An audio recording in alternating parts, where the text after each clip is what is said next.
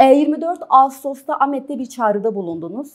Hem bu çağrının içeriğini biraz detaylandırmanızı istiyorum, hem de bununla birlikte TCA da komisyonda dinlenilmesi gereken bir sivil toplum örgütü olarak ifade edildi. Sizin bu komisyondan talepleriniz neler olacak? Biraz bunları detaylandırabilir misin? Öncelikle Medya Haber ailesine teşekkür ediyorum bizleri konuk ettiği için ve yine tüm izleyicilerimize, dinleyicilere iyi akşamlar diliyorum. Tevgaracının Azat için Türkiye'deki demokratikleşme süreci her zaman için öncelikli bir gündem oldu ve sürecin her aşamasında bizler sözümüzü söyleyip bu sözü örgütleyerek sürecin içinde olduğumuzu ifade ettik ve dönem dönem zaten öznelerinden birisi olduk. Bunu zaten kısaca değineceğiz. 24 Ağustos açıklamasının hemen ardından tartışmalarımıza başladık. Türkiye ilk defa bir çözüm süreci gerçeğiyle karşı karşıya değil. İlk defa yaşamıyor. En azından son 25 yıllık tarih açısından değerlendirirsek 2005, 2006, 2009, 2013, 15 süreci ve belki de 2015'ten sonra 2025'e kadar, 24'e kadar çok uzun bir süreci almasından kaynaklı Türkiye'de son 10 yılın getirisi, olumsuzluk anlamda ifade ediyorum, son 10 yılın getirisiyle evet bugün çok daha özenle, çok daha büyük bir itinayla, kaygıyla ama aynı zamanda umut, inanç ve kararlılıkla yürütmek istediğimiz bir süreç var. Daha yolun çok başındayız. 2024 1 Ekim mecliste bir el sıkışma ritüeli yaşandı, bir kapı aralandı ama o kapıyı açmak tabii ki bizlerin de emeğiyle söz konusu olacak, kadınların da emeğiyle söz konusu olacak ki arkasından İmralı Adası'nda Kürt Halk Önderi Sayın Abdullah Öcalan'ın yapmış olduğu bir çağrı var. Son olarak kendisinin görüntülü mesajı halka ulaştı ve halkın kendisine vermiş olduğu baş müzakereci pozisyonu tartışmasız. Yapmış olduğu açıklamalar ve buna karşılık veren PKK gerçeği var. Kendisini fesheden, sembolik anlamda silah bırakan, bu gelişmelerin son bir yıl içerisinde nasıl hızlı, henüz bir yılını bile doldurmadı, nasıl hızlı geliştiğine bakarsak, yıllardır yaşadığımız karanlığın, özellikle 2015'ten sonra yaşamış olduğumuz karanlığın nasıl siyasetin bu konuda gerekli adımları atmamış olması, sorunu çözmek yerine yönetme, krizi yönetme gibi bir pratik içerisinde olması ve belki de yıllardır denenmiş ama sonuç alınamamış yöntemlerde bir kez daha ısrar söz konusu olduğu için biz son 10 yılın karanlığını yaşadık ve onun arkasından tabii böyle bir süreci yaşıyor olmak herkesin bilgisini alana, süreçte mücadelenin bir aşaması olacak noktada alana yansıtması gerekiyor. Ve biz de kadınlar olarak bilgimizi, birikimimizi, var olan deneyimimizi, tecrübemizi tabii ki Türkiye Kadın Hareketi ile birlikte ortaklaştırarak ve bunu örgütleyerek sürecin öznesi olacağız. Önceki süreçlerle tabii ki farklılıklar var. Yani bir 2013-15 sürecini yaşamıyoruz, bir 2009-12 sürecini yaşamıyoruz. Çok daha farklı bir süreç yaşıyoruz. Çünkü bölgesel gerçeklikte farklı, küresel gerçeklikte farklı. Aynı yöntem nasıl bir başlangıç olmadıysa, bittiği noktada yaşanan o karanlık da eğer bu sürecin sahibi olamazsak, bu sürece sahip çıkamazsak, bu kadar önemli açıklamalar yapılmış ve bu kadar önemli adımlar atılmışken bu sürecin bir adım daha ilerisinin yaşanabilmesi, görülebilmesi için emek sahibi olamazsak, tabii ki dünya örnekleri de bize söylüyor, kendi örneğimiz de bunu bize yansıtıyor. Çok daha büyük bir karanlığı da içine gireceğimiz toplum olarak bir gerçek. Bu noktada kadınlar dünün yaşanmışlıkları ve o yaşanmışlıklardan elde etmiş oldukları deneyimleri bugün yaşanan sürece hem sürecin mekanizmaların içerisinde yer alarak ve atılması gereken adımların takipçisi olarak hem de yarın bir inşa sürecinin tarafı olarak emeğini ortaya koyma noktasında iddia sahibi. Bunu ortaklaştırmaya çalışıyoruz. Bir anayasa ve alt hukuk normlarındaki iyileştirme de bunun sadece bir adımı. Türkiye'de yeni bir anayasaya olan ihtiyaç neredeyse Türkiye'deki tüm siyasi çevreler ve politik çevreler tarafından ifade ediliyor. Her siyasi partinin programında yeni bir anayasa var. Ama siz de takdir edersiniz, mesele Kürt sorunun demokratik barışçıl çözümü olunca anayasa çalışması biraz daha geri plana bırakıldı. Çünkü anayasal anlamda herkesin kırmızı çizgileri olduğunu görüyoruz. Bir değişiklik şart ama o değişikliği demokratikleşme sürecinin bir parçası haline getirebilme noktasında henüz bir siyasi irade yok. Ne iktidar partisinde ne de bizim dışımızda ve dost çevreler dışındaki siyasi anlayışlar dışında bir muhalefetin de bu konuda bir iddiası yok. Mevcut anayasada eğer biz hala antidemokratik olan nedir ortaklaşamıyorsak ya da değişmesi gereken nedir ortaklaşamıyorsak zaten temel problem budur. Ama şu an düşünün ki çözüm masasına gidildi. Analerimizin bir açıklamasını, Kürtçe açıklama yapmasını bile kimse anlamıyor denerek. Bu gerekçe de bu. Oraya daha zaten detaylı bir şekilde gidiyor. Gerekçe budur şeklinde ifade edilerek izin verilmedi. Ama annelerin mesela ana dilinde yaşam iddiası karşılığını anayasada bulacak. Belki alt hukuk normlarında bir takım iyileştirmeler yapılabilir ama anayasal anlamda bir güvenceye kavuşmadığı sürece bunun bir kalıcılığı, sürekliliğinden bahsedemeyiz. O yüzden hem alt hukuk normlarında ciddi bir demokratikleşme paketi ve bu paketin adımı olacak mecliste çıkacak, ardı ardına çıkacak yasalar hem de gerçekten Türkiye toplumunun hak ettiği yeniden yaşamın, adil, demokratik bir yaşamın örgütleyicisi olacak, sözleşmesi olacak yeni bir anayasa çalışmasının içerisinde biz kendimizi görüyoruz. Eminiz Türkiye'deki tüm çevrelerde, başta kadınlar olmak üzere böyle bir çalışmanın hazırlığı içerisindedirler. Dönemsel olarak yapmışlardır bu hazırlığı. Ama bir şekilde bunlar hep rafa kaldırıldı. Yani zamanı gelmediği için, tartışmalar belli bir noktaya ulaşmadığı için, işte 2011-13 sürecinde anayasa uzlaşması masası vardı. Ben de partimiz adına bu masanın tarafı olan isimlerden birisiydim.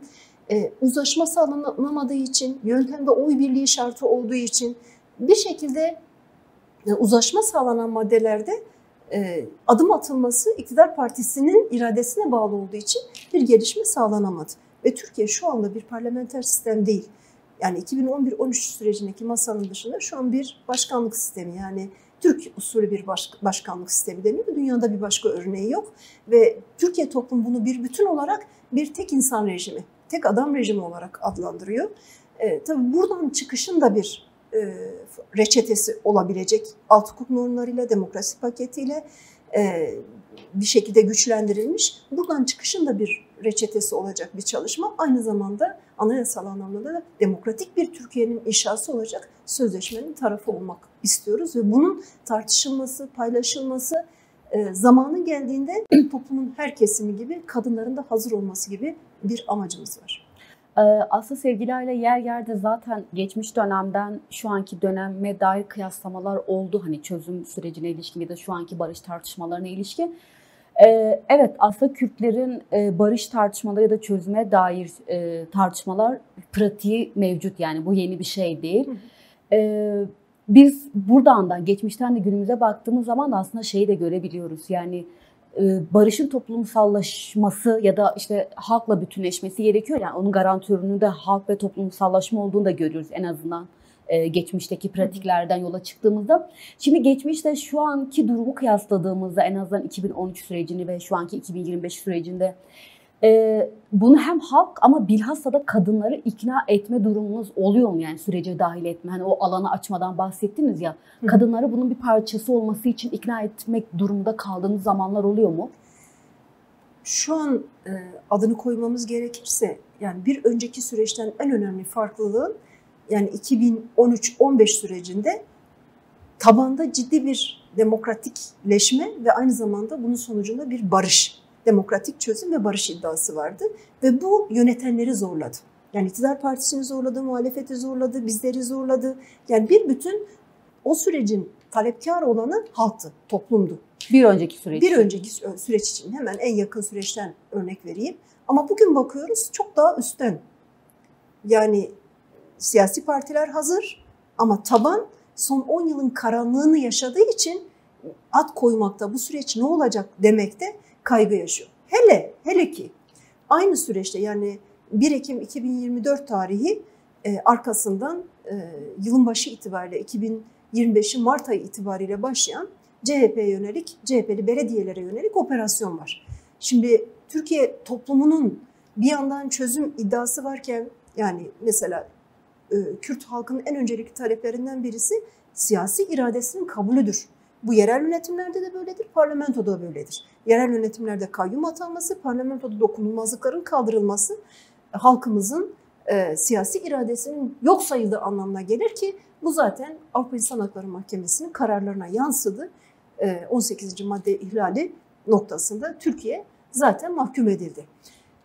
Durum buyken halkımız açısından bir de bu süreçte bunlar çözülecek denirken Türkiye toplumuna baktığımızda o tarafta muhalefetin bir diğer tarafı olan ana muhalefet partisinin kazanmış olduğu belediyelere yönelik bu defa kayyum atanma ve operasyonlar gerçekleşti.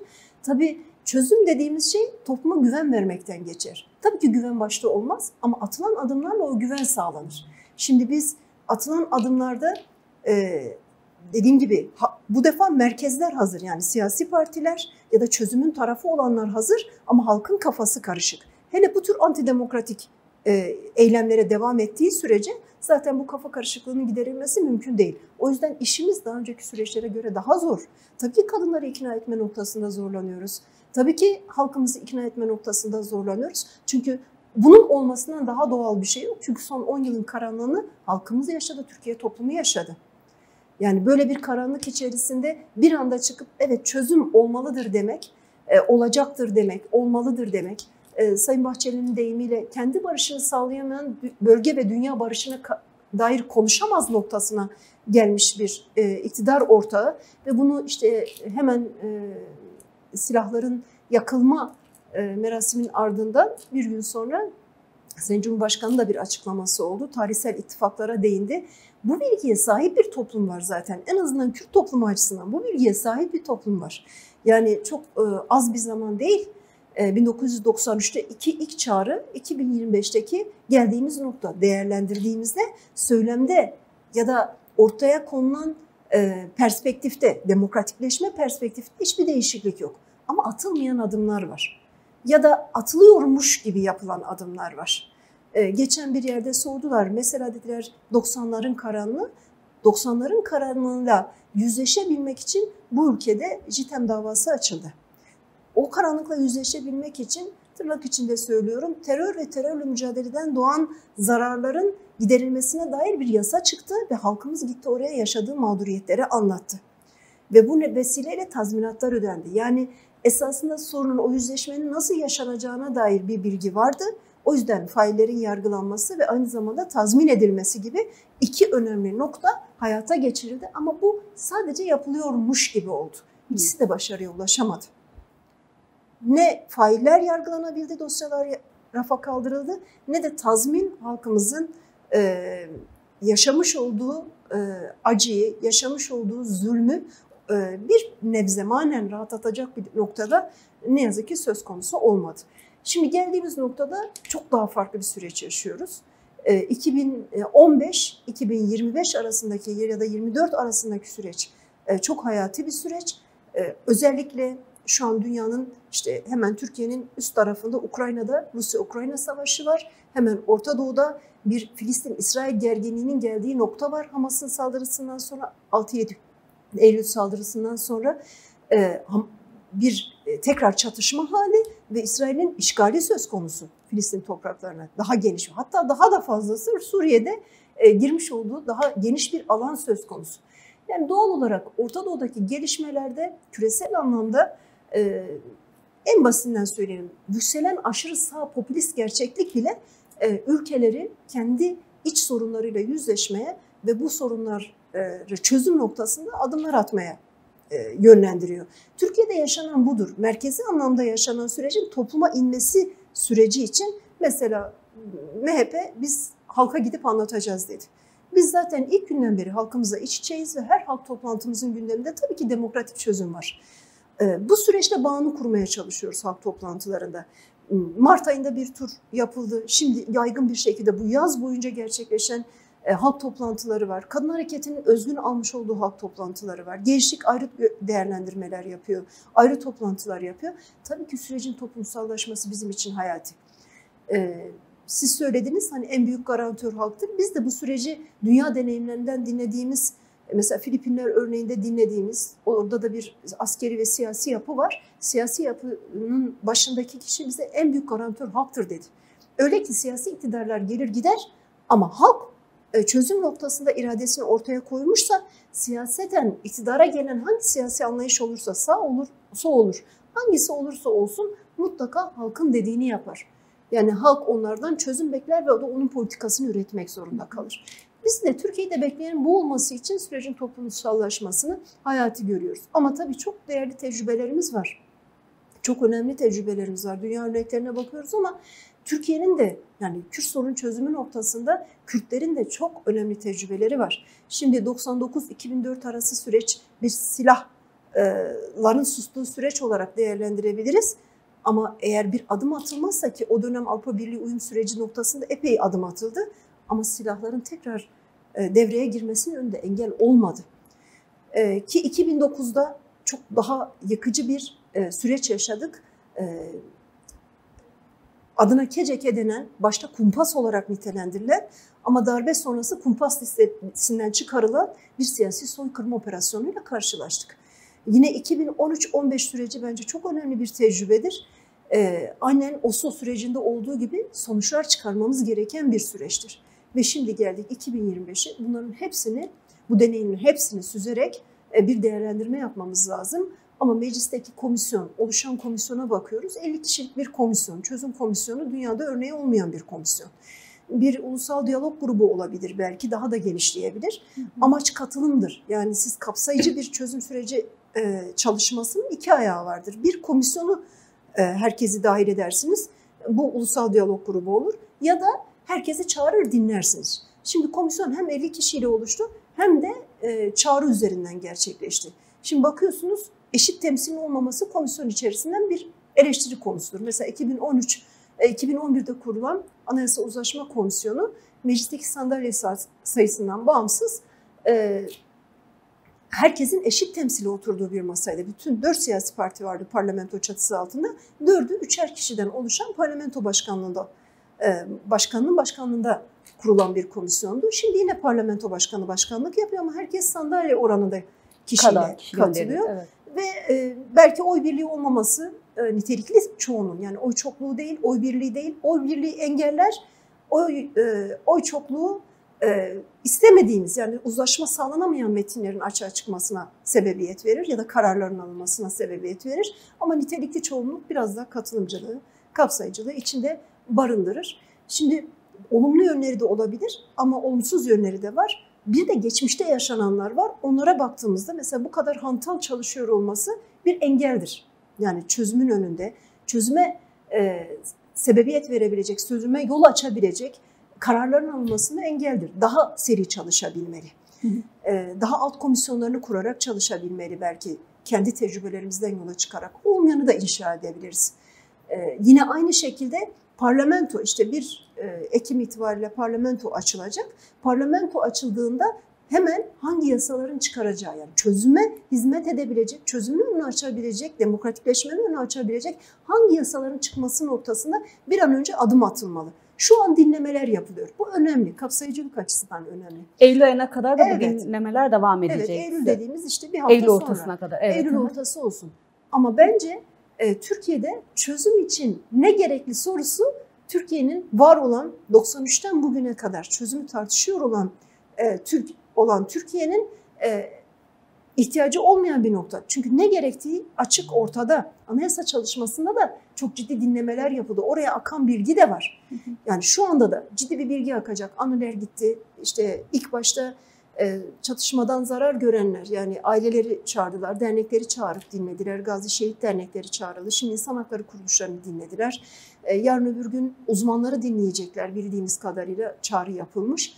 Ama dediğim gibi Kürt sorunun nasıl çözüleceği konusunda Türkiye'de bir bilgi eksikliği yok. Türkiye'nin bürokrasisinde bir bilgi eksikliği yok.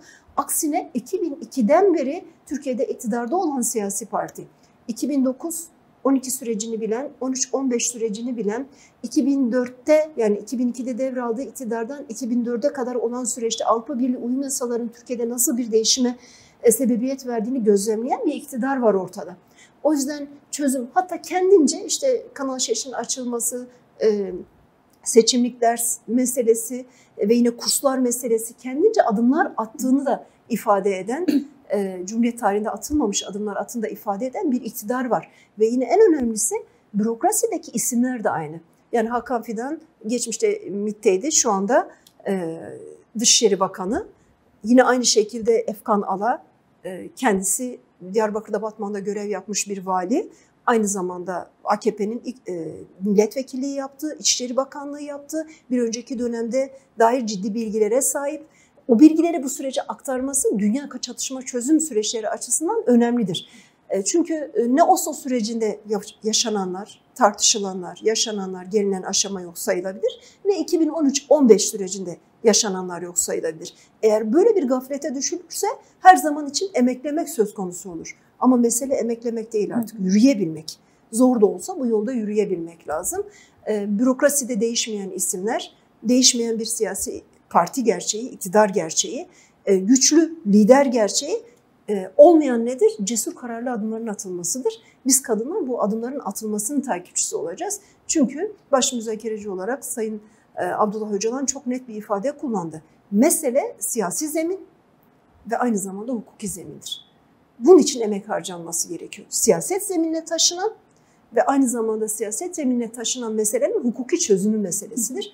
Kadınlar bunun takipçisi olacaklar. Şimdi zaten sizin de belirttiğiniz gibi hani devlet aslında Kürt sorununu nasıl çözeceğine dair bir bilgi pratiği zaten mevcut. Şimdi tam da buradan şunu sormak istiyorum. Var olan komisyonun en azından Kürt sorununa dair bir çözüm üretme, yani buna dair bir pratik sergileme de bir çalışma yürütüyor diye en azından biz bu şekilde görüyoruz. Ancak yakın zamanda da yaşadığımız bu barış annelerinin, yani barış annelerinden Nezahat Teken'in konuşmasının Kürtçe olmasından kaynaklı konuşması kesildi. Şimdi toplumda da bildiğimiz gibi aslında en istenilen talep ana dilde bir yaşam pratiğidir. Şimdi devlet pratiği evet bunu da biliyor. Yani sorunu nasıl çözmesi gerektiğini de, o bilgi birikime de sahip. Ama bir yandan bu bilgi birikimle karşılaştığında da gösterdiği refleks de ortada. Burayı nasıl yorumlayacağız peki? Şimdi bu gerçekten bir yol kazası olarak bile ifade edebiliriz. Komisyon başladı ama komisyonun yapmış olduğu dinleme dinleyeceği çevreye göre olmalı. Mesela barış anneleri oraya gidiyorsa barış annelerini dinlemek komisyonun sorumluluğudur. Meclis başkanlığının sorumludur. Barış anneleri oraya dinlenmek için gidendir. Ve tabii ki kendisini ana dilinde ifade edebilir. Meclis başkanı ortak dil demiştir. Yani anlaşılır olması açısından. Anlaşılır olması da çok basittir. Sadece orada 50 komisyon üyesi var. Her dilden çevrim olanakları yaratılmalıdır. Türkiye toplumu çok etnili bir toplumdur. Aynı zamanda çok kültürlü, çok dinli, çok inançlı bir toplumdur. Çok etnili olduğu için de farklı dillerde var. Ve o dillerde kendisini ifade etmek istiyorsa, ki bizim annelerimiz bize o dilin taşıyıcısıdır aynı zamanda bizler için. Ben asimile olmuş bir Kürt olmama rağmen Batman'daki anneler bana Kurmancı öğretmiştir. Bu kadar günlük yaşama hakimdir ana dil. Bu kadar günlük yaşama hakimdir ana dilin yaşamsallığı. Buradan bakmak lazım. Bu komisyonun bir eksikliğidir. Komisyon amaç olarak yapmak istediği bir dinleme ise o dinlemeyi gerçekleştirememiştir. Ana dilinde gerçekleştirememiştir. Tabii bundan sonra önlemleri alır mı? Önlemleri alınır mı? Onu bilemeyiz. Çünkü muhtemelen farklı çevreler de kendilerini ana dilinde ifade etmek isteyeceklerdir. Bunu yapmak isteyen çevreler olacaktır. Bunu yapmak isteyen bir Tevgar Hacı'nın Azad olacaktır. Komisyonun kendisini bu noktada mutlaka yeniden çalışma usulünü düzenlemesi gerekiyor. Orada bir tercüman bulundurması gerekiyor. Bir yol kazası olarak ifade ediyorum. Umarız hani bu kazalar artmaz. Öyle değerlendirelim. Şimdi ana dilin meselesine gelirsek eğer, şimdi ana dilinde yaşam meselesi farklı etnilik kimliklerin yaşadığı bütün coğrafyalar için öncelikli taleplerden birisi. Türkiye'de resmi dil Türkçedir. Türkiye'nin bir üniter yapısı var. Ama üniter yapısı olan dünya örnekleri var. Üniter yapısı olup birden fazla resmi dil örneği olan ülkeler var. Yine hani Kürtler hep her ana dilinde yaşam dediğinde hayır bu kesinlikle olmaz. Burası Türkiye denmesi. Bence bu noktayı Türkiye yaşanmışlıklarıyla, Türkiye toplumu, Türkiye siyaseti yaşanmışlıklarıyla çoktan aştı. Bakın Kanal Şeş'in açılış süreci, yani TRT Kurdi'nin açılış sürecinde mecliste yapılan tartışmalara bakın. Yani o tartışmaların belki en karşısında olan çevreler bugün bu sürecin içerisinde o komisyonda oturuyorlar. Ve TRT Kurdi'nin açılmasıyla Türkiye toplumu bölünmedi, Türkiye bölünmedi. Önemli olan Türkiye'yi bu fobilerden kurtarabilmek. Ve burada da sorumluluk siyasete düşüyor, siyasi iktidara düşüyor, küçük ortağına düşüyor, ana muhalefet partisine düşüyor. Ana dilinde talebinin somutlaşmasıyla Türkiye toplumu bölünmez, daha da güçlenir. Tabii ki Türkiye toplumunun bir ortak dili olabilir. Yabancı diller öğretilmiyor mu bu ülkede? Yabancı diller öğrenilebilir. Dünyada bunun örnekleri var. İlk 5 yıl ana dilinde eğitim, daha sonra ortak dil eğitimi, daha sonra yabancı dillerin eğitimiyle tamamlanan ilk orta lise eğitimi var. Dünyada örnekleri var bunun. Biz bunları anayasa yapım sürecinde masada çok tartıştık 2011-13 sürecinde. O yüzden diyorum esasında çözüme neyin hizmet edeceği çok belli. Ama denilebilir ki anayasal anlamda bir düzenleme Türkiye toplumunun şu anki tartışmasının içerisinde olmamalı. Süreci zehirlememeli. Biz buradan baktığımız için diyoruz ki o zaman Türkiye'nin altına imza koymuş olduğu uluslararası sözleşmeler var. Çocuk Hakları Sözleşmesi gibi. Her çocuğun kendi ana dilinde eğitim görmesini düzenleyen bir Çocuk Hakları Sözleşmesi var. Türkiye imzalamış ama çekinceyle imzalamış. Şimdi o çekinceler kaldırıldığında anayasanın 90. maddesi var. Usulüne göre imzalanmış, onaylanmış uluslararası sözleşmeler iç hukuk hükmündedir. Geriye sadece onun iç hukuk düzenlemelerini yapmak kalır. O yüzden ne Türkiye toplumunu incitmek, ne onların var olan korkularını, fobilerini büyütmek. Yazık ki bugüne kadar Türkiye'de siyasal iktidar, kim iktidara gelirse gelsin bu korkuları büyütecek bir dil, söylem kullandı. Kürtlerin taleplerine, Kürt halkının taleplerine, öncelikle de ana dil talebine karşı. Şimdi o korkuya sahip olması, o kaygıyı taşıyor olmasını, biz Türkiye toplumunun bu kaygıyı taşıyor olmasını anlarız. Ama Türkiye siyaseti, hele şu anki iktidar, 2002-2025, 23 yıllık iktidarı, bir sürü deneyim var. Onların bu kaygıyı taşıyor olmasını anlamayız. Ana muhalefet partisinin bu kaygıyı taşıyor olmasını anlamayız. Önemli olan siyasetin elini taşın altına koyması, Türkiye toplumunun bir bütün var olan kaygılarını da gözeterek Türkiye'de farklı dillerde, Kürtçe değil, farklı dillerde de eğitimin olanağını açabilecek düzenlemeleri yapabilmektir. Bunun için dediğim gibi sadece ortaya cesur, kararlı siyasi adımların atılması gerekiyor ve bunu ortaya koyabilecek bir siyasi yelpaze içerisinde çalışmak lazım. Yani bu iradeyi ortaya koyacak siyasi yelpaze içinde çalışmak lazım. Partimiz, dostlarımız, dost siyasi çevreler bunu hazırlar. Önemli olan o masada bunun derinlemesine tartışılıyor olması.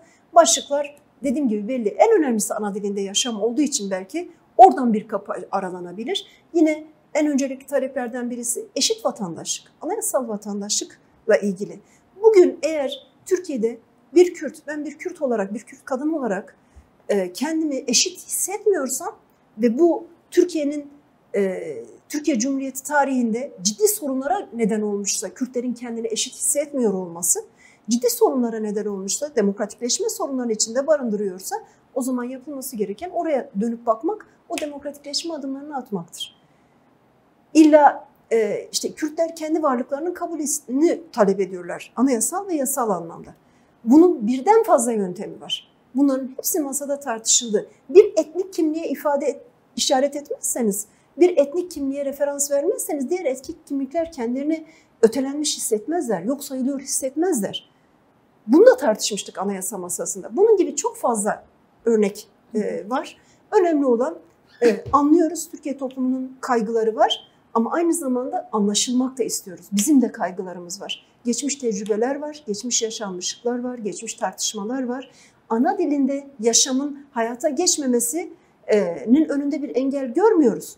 Ama eğer bunun düzenlemeleri yapılmazsa, işte son bir yıllık takvime bakın, işte hastaneye giden yaşlı annemiz kendini ifade edemeyince sağlık hakkından yararlanamıyor. Kendini ifade edemiyorsa, butona basıp acil yardım isteyemiyor görmüş olduğu şiddet karşısında kadınlar. Kendini ifade edemiyor çünkü. Kürtçe kendisini ifade edebilecek mekanizmalar kurulmuyor orada çünkü. Şimdi bunların hepsini değerlendirmek, bunun önünü açmak lazım. Bu sadece istemek ve cesur kararlı adımlar atmakla ilgili bir şey. Ben siyasi iktidarın da ana muhalefetinde bu noktada epey bir mesafe kat ettiğine inanıyorum. Önemli olan bunun uygulamasını, yasal düzenlemesini yapmaktır. Bakın masaya, şu an mevcut komisyona bile otururken biz o masada işte çok söylendiği için söylüyorum anayasanın ilk 3 maddesi ya da 4 maddesinin değişmeyeceğinin garantisi olarak oturuyoruz. Herkes bu açıklamayı yapıyor kamuoyuna. Şimdi tabii ki biz de çıkıp diyoruz ki her şey değişebilir. Her şey yeniden ele alınabilir. Eğer Türkiye toplumunun 100 yılına bakıyoruz, 100 yılında Türkiye toplumuna 1924 Anayasası'ndan bu yana kaybettiren bir gerçeklik varsa kazanmasının gerçekliğine nasıl ulaşılırız diye tartışalım diyoruz. Her maddeyi tartışabiliriz. Tabii ki bizim demokratik cumhuriyette bir sorunumuz yok. Sosyal hukuk devletiyle bir sorunumuz yok.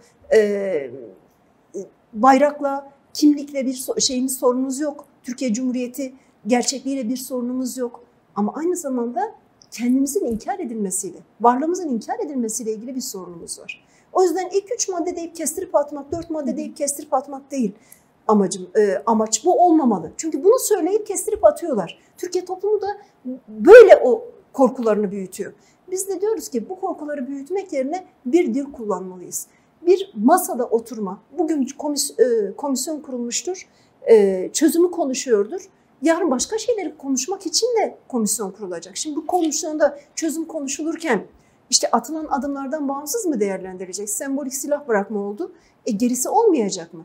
Yani silahsızlanma başlı başına her çatışma çözüm sürecinin en önemli başlıklarından biridir. En önemli çalışma alanlarından biridir. Bunun yasası çıkmayacak mı? Mutlaka bir yasası çıkması gerekiyor. Çok ısrarla söyleniyor geri dönüşler. Bunun yasası çıkmayacak mı? Bir yasa olmadan bu gerçekleşebilir mi? Tabii ki biz bunları sormaya devam edeceğiz. Bunu oluşabilmesi için kadınlarla tartışacağız. Türkiye'nin farklı coğrafyalarında kadınlarla tartışacağız, buluşacağız. Sürecin yasaları ne olmalı? Bunları açığa çıkartıp parlamentoya teslim edeceğiz, şimdi, komisyona teslim edeceğiz. Komisyonun yasa çıkarma gibi bir misyonu var mı? Hayır. Yok. Tamam. Yani şöyle, komisyon tartışacak, parlamentoda yasa çıkarma. Parlamentonun ihtisas komisyonları var. Hangi yasal, muhtemelen bir yasal düzenleme ihtiyacı hangi alana, hangi bakanlığın alanına giriyorsa o bakanlığın ilgili komisyonuna gönderilecek. Önce komisyon tartışacak, sonra parlamentoya inecek, yasalaşacak. Parlamentonun çalışabilmesi için komisyonun çalışması lazım. Komisyon başlıklarını belirleyecek, çıkması gereken yasaları ortaya koyacak, ilgili komisyona gidecek, ilgili komisyonda parlamentoya indirip hızla çıkmasını sağlayacak. Komisyonun da yavaş çalışına dair bir eleştiriniz de var. Evet, şu anda hantal görüyoruz komisyonun çalışmasını. Şimdi tam da şuna gelmek istiyorum. Ya Kürtler hani Abdullah Öcalan'ı bir baş müzakereci olarak görüyor ve bu sorunun çözümünde kritik bir rol oynadığını ifade ediyor. Tam da buradan sizin de bu Öcalan'a Özgürlük İnisiyatifi kurucularındandınız ve şimdi de oradan ta buraya kadar geldiğimizde Bahçeli'nin gelsin mecliste konuşusuna evrildi süreç. Ta oradan ya o tablodan bu tabloya baktığınızda süreci nasıl değerlendiriyorsunuz? Evet. Yani biz 7 kadın bir araya gelip 2009'da bu inisiyatifi başlattığımızda da bugünkü ihtiyaç da aynı ihtiyaç.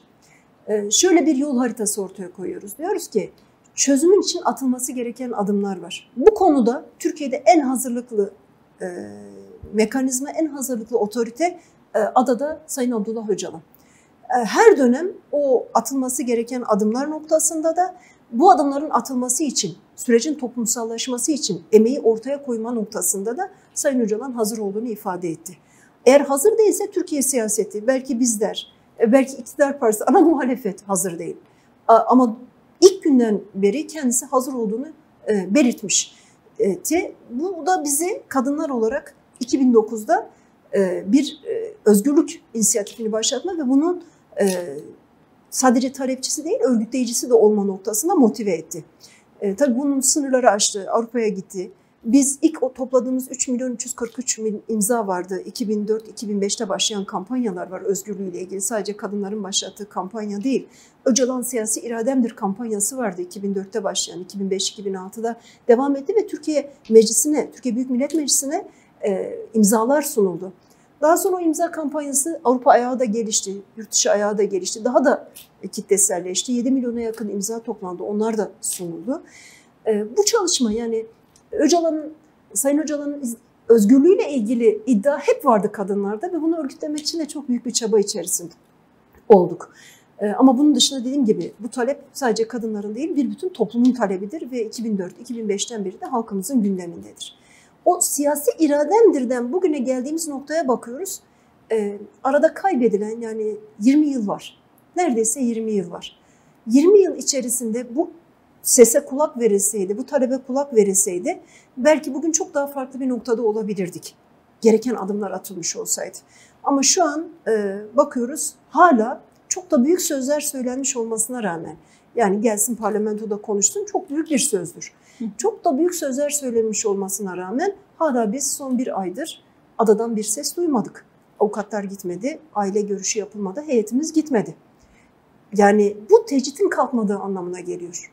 Bırakın bir eşit, özgür temelde müzakerelerin söz konusu olmasını, bizim gördüğümüz, bizim bildiğimiz, yani bize yansıyan, takip edenler olarak biz bir aydır eğer kendisine ulaşamıyorsak, sesini duymuyorsak bu tecritin devam ettiğini ortaya koyar. O yüzden karar vericilerin, siyasi karar vericilerin, ki bu sürecin içerisinde bir devlet politikası olmasından kaynaklı sadece siyasi iktidarı görmüyoruz biz. Bir devlet politikası olduğu için bir devlet pratiği olarak adanın kapılarının mutlaka açılması, tecritin son verilmesi, Sayın Öcalan'ın sürecin daha sağlıklı ilerleyebilmesi için görüşmeyi öngördüğü tüm çevrelerle görüşebiliyor olması ve tabii ki bu sürece sunabileceği katkının materyallerine ulaşabiliyor olması lazım. Talebimiz bugün budur. Kendisi 8 dakikalık, 7,5-8 dakikalık bir metinle bize ulaştı. Görselini gördük, dinledik. Yani o kadar hayati bir noktada görüyor ki sürecin işlemesini. Benim özgürlüğümle ilgili tartışmalar ancak sürecin toplumsallaşması, benim özgürlüğüm toplumun özgürlüğünden bağımsız değerlendirilemez diyor. Bu çok önemli. Bizim talebimiz kendisinin özgürlüğüdür. Bu noktada umut hakkı değerlendirmesi yapılmıştır. Kaldı ki bunun parlamentoda gelip konuşsun gibi büyük bir söz söylenmiştir. Ama tabii ki zaten bizler yıllardır hukukçular olarak umut hakkıyla ilgili Türkiye'yi bekleyen bir eylem var ortada. Türkiye bu eylemi gerçekleştirmektedir. İç hukukunu yeniden düzenlemeli. Umut hakkı, Avrupa İnsan Hakları Mahkemesi'nin vermiş olduğu karara uygun bir şekilde umut hakkıyla ilgili düzenlemeyi iç hukukunun bir parçası haline getirmelidir. Şimdi bu da çok yanlış bir noktaya gitti. Öcalan sayın içindendi, tırnak içinde diyorum, Öcalan içindendi. Hayır, Anayasa Mahkemesi'nin önünde bu konuda yapılan başvurularla sayısız başvuru var. O başvurulara cevap verilsin diye hukukçular bekliyorlar. Türkiye hukukunun bir parçası haline getirilmeli. Çünkü sadece Sayın Öcalan yok. Sadece Kürt Halk Önderliği yok. Onun dışında da ağırlaştırılmış müebbet hapis ve ağırlaştırılmış müebbet hapis cezası almış ve 20 yılı aşmış cezaevinde olan insanlar var. Bunlar için de bir değerlendirme yapılması gerekiyor. Ama tabii ki bizim bir baş müzakereci olarak özgür ve eşit koşullarda masada oturması ve biraz evvel belirtmiş olduğum başlıkların içinin doldurulabilmesi için idarenin, siyasi mekanizmanın gerekli adımlarını atması gerekiyor. Biz bu sürecin böyle takipçisi olacağız. Ama hem parlamentodaki komisyon hantalının işlediği bir süreçteyiz, hem adadaki süreci takip edenler olarak oradan bir gelişme olmadığını gözlemliyoruz. Bu tabii ki halkımıza umut vermiyor. Bu da sizin biraz önce ifade ettiğiniz halkı ikna etme noktasında zorlanıyor musunuz? Evet, zorlanıyoruz diye ifade ettim. Çünkü bu defa halk ne olduğunu anlamaya çalışıyor ve tabii ki atılan adımları takip ediyor. Ve bu süreç halka henüz güven veren bir noktaya ulaşmış durumda değil. Tabii ki arzumuz güven veren bir noktada olmasıdır. 24 Ağustos açıklaması da işte yapılmayanların bir an önce gündeme alınması ve mutlaka gündemleşerek icraatının ortaya konması amacıyladır. Bunun takipçisi olacağız bizler de. Peki nasıl değerlendiriyorsunuz? Yani bunu hem muhalefet nezdinde ama sadece muhalefet nezdinde de, yani aslında farklı kadın örgütlerin, kurumların, sivil toplum kuruluşlarının durduğu yeri nasıl peki değerlendiriyorsunuz bu barış tartışmalarına dair? Evet, şimdi çok açık ve net söylemek lazım. Türkiye'deki son 10 yıllık yaşanmışlık ve şiddetin sınırlarımızı aşıp Türkiye'nin tamamına yayılmış olmasından kaynaklı. Mesela başlığı için söyleyeyim, belediyeler başlığından gittik, oradan devam edelim. Gençlere yönelik saldırılar sonrasında gelişen Türkiye toplumunun tamamına yayılmış olması sivil toplumu bu konuda biraz çekimser kılıyor. Yani sivil toplumun da kafasında çok ciddi kaygılar, soru işaretleri ve doğalında kaygılar var. O soru işaretlerini cevaplayacak olan da siyasi iktidarın kendisidir. Atacağı adımlarla topluma vereceği güveni tesis edecek. Eğer bu adımlar atılmadan bir güven tesisi düşünüyorsa bu mümkün değil. Yıllardır Türkiye'de insan hakları mücadelesi vermiş sivil toplum var. O mücadelenin bir karşılık bulması gerekiyor. Bu da atılacak adımlarla söz konusu olabilir. Bir adım atmadan, bir somut ifade edelim, yasal düzenlemeler yapılmadan halkın kendisini güvende hissedeceği, sivil toplumun halka öncülük edeceği yasal düzenlemeler yapılmadan bu süreç biraz uzar. Uzaması da süreci zehirler. Hani diyoruz ya, işte anayasa tartışmasını bugün ele almak acaba süreci zehirler mi? Ama yine de yapılması lazım. Ama aynı şekilde sürecin uzaması da süreci zehirler. Yarın öbür gün bir seçim takvimiyle karşılaşırsak eğer, 2013-15 süreci bir seçim takvimiyle zehirlendi. Yani bir bariyer olarak seçim karşımızda durdu ve o aşılamadı. Yani bunların hepsi dünya çatışma çözüm örneklerine baktığımızda bariyerlerdir, aşılması gereken barajlardır. Şimdi bu barajları elden geldiğince, yani süreci uzatmayarak, atılması gereken adımları hızla, siyasi bir kararlılıkla atarak, Türkiye toplumunda bunun bir gündemleşebilmesi ve sahiplenebilmesi için siyasi partilerin sahada olması, sivil toplumun sahada olmasını sağlamak istiyorsak, o zaman çok daha hızlı hareket etmemiz gerekiyor. Sevgili aileciğim, önümüzde de 1 Eylül Dünya Barış Günü var. Hem bu 1 Eylül'e dair çağrınız hem de kadınlar nasıl bir barış tahayyül ettiğine dair söylemlerinizi alalım. Şimdi 1 Eylüller bu coğrafyada hep çatışmanın, şiddetin, savaşın olduğu coğrafya olması itibariyle her zaman belki Türkiye'nin diğer bölgelerine oranla daha güçlü bir sesin çıktığı coğrafya oldu. Karadeniz'in sesi farklı çıktı, fındıkta çıktı, çayda çıktı. Ege'nin sesi farklı çıktı. Bakın bugün zeytin için nasıl sahiplenilerek çıkıyor. İşte belki Akdeniz'in sesi turizmle çıktı. Ama bizim sesimiz hep barış için çıktığı için 1 Eylül'lerin burada ifade ettiği anlam da farklı oldu. Hele hele kadınlar için bu çok çok daha farklı ki biz kendi gerçekliğimizi Dünya Kadın Hareketi'nin gerçekliğinden bağımsız görmüyoruz. Dünyanın çatışma yaşanan, şiddetin var olduğu coğrafyalarında kadınların yaşadığı gerçekliği biz de bu coğrafyada yaşadık. Belki bir Bosna kadar sistematik olmasa da biz de cinsel şiddetin mağduru olan kadınlarız. Bunları yaşadık, gördük. Gerek gözaltında gerek çatışmanın farklı gerçeklikleri içerisinde bunları yaşadık, biliyoruz. Ya da evden şiddetin yaşandığı coğrafyada evden çıkan erkeğin bütün rollerinin kadının üzerinde kaldığı gerçeğiyle yüzleştik. Savaşın, son 100 yıl için söylüyorum, 2 büyük savaş var. Ve üçüncüsü adı konmamış bir savaş oldu ama 3. Dünya Savaşı olarak bu coğrafyada tartışıldı, Orta Doğu gerçekliği için söylüyorum. Ve bugün hala sıcak savaş ortamının yaşandığı bir Ukrayna, bir Filistin toprakları söz konusu.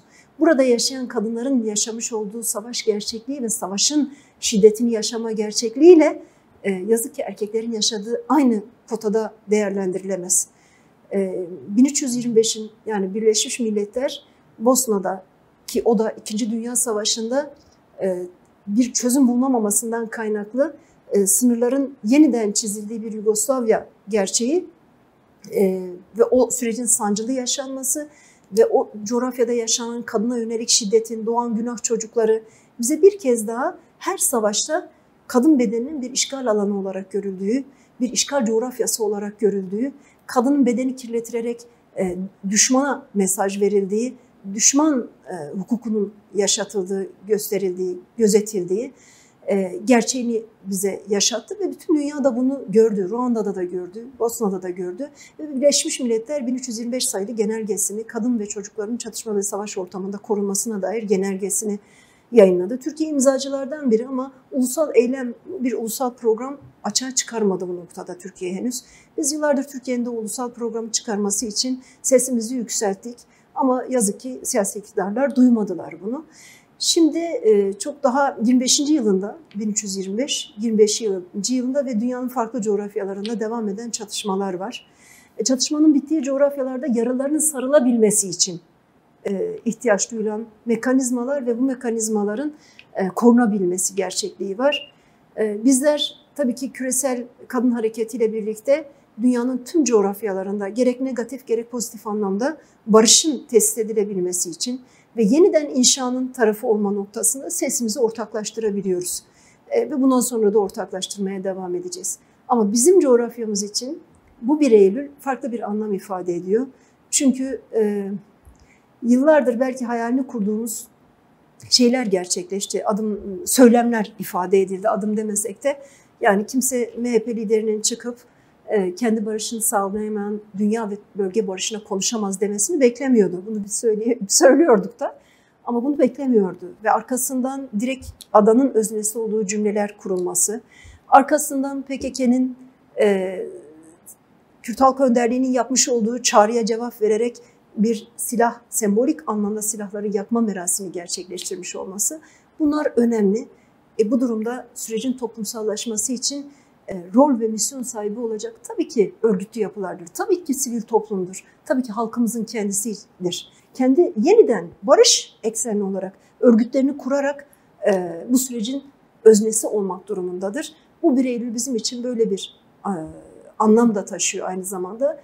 Kürsüler kurulacak bu hafta içerisinde, Kürdistan'ın farklı illerinde, Türkiye metropollerinde. Kadınlar o kürsülerde barış diyecekler. Ama herkesin barış deme şekli farklı. Neden barış dediği farklı. Biz onları dinleyeceğiz kendi yol haritamızı da çıkarmak için. Yine aynı şekilde halk toplantılarımızın devamı olan yürüyüşler yapılacak birçok merkezde ve 2 büyük miting var partimizin organize ettiği. O mitinglere katılacağız kadın hareketi olarak da. Ama hem çatışmanın, savaşın en ağır bedelini ödeyen kadınlar, gençler, çocuklar olarak hem de barışın en büyük inşacısı olarak bu süreçte en büyük emek sahibi olacaklar olarak bu 1 Eylül'ü karşılıyoruz.